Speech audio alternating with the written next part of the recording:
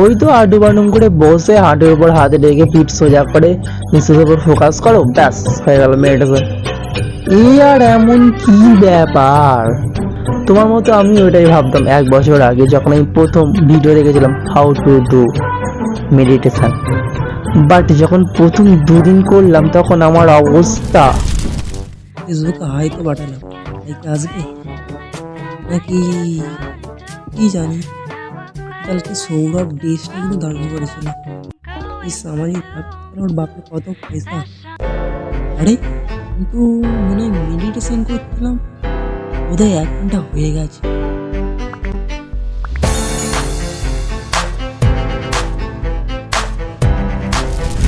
এরপর আবার কি ইউটিউবে সার্চ করলাম,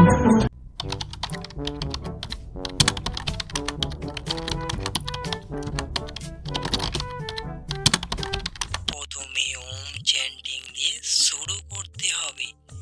ওম আসলে ওম না, এ ইউ এম। এ পেট থেকে উচ্চারণ করতে হবে 7 বার। ইউ বুক থেকে উচ্চারণ করতে হবে 7 বার।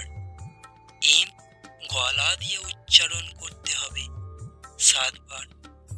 এই 3টি উচ্চারণ করার পর 3টিকে একই সাথে এ ইউ এম 7 বার উচ্চারণ করতে হবে। এইভাবেই শুরু করতে হবে মেডিটেশন।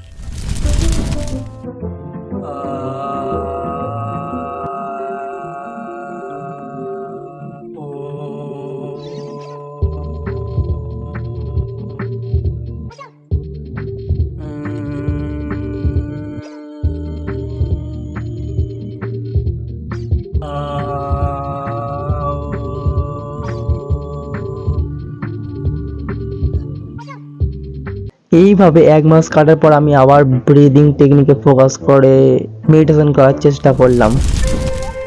না, ব্রিদিং এ ফোকাস করতে হবে। সুমিতকে গুড মর্নিং লেখা হলো না, ব্রিদিং এ ফোকাস করতে হবে। এইভাবে প্রতিদিন 5 মিনিট করে, না প্রতিদিন না, এক একদিন করতে ইচ্ছা করিনি আমার ইচ্ছা, বাকি ধীরে ধীরে টাইম বাড়াতে লাগলাম 5, 10, 15।